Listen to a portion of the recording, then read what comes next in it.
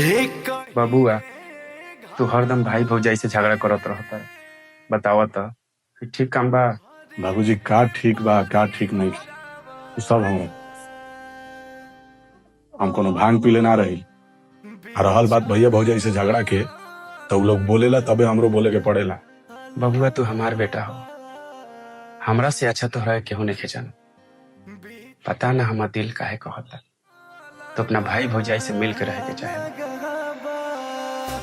ठीक कहा तारा बाबूजी, हम ना चाहिए जे भैया भौजाई से झगड़ा करे, लेकिन हमरा मेहरारू के ही पसंद नहीं के। वो कहेला कि जौना दिन तू भैया भौजाई से बढ़िया से बतियाए लगबा, वही दिन हम जहर खा ले। अब पूरा घर भर के केस फौजदारी के चक्कर में पड़ा दे। अब तू ही बताओ बाबूजी, हम का करें?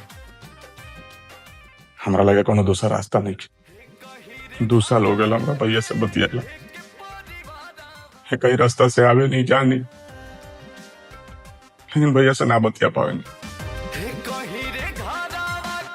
भैया सोचत हुई कि मेहरारू के चक्कर में पड़ के हमार भैया बदल गईल बा, हमार भाई गद्दार निकल गईल बा।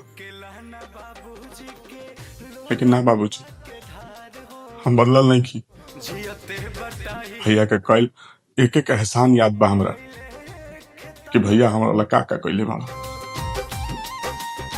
लेकिन मेहरारू के चक्कर में भैया से ना बोल पानी बाबूजी, ना बोल।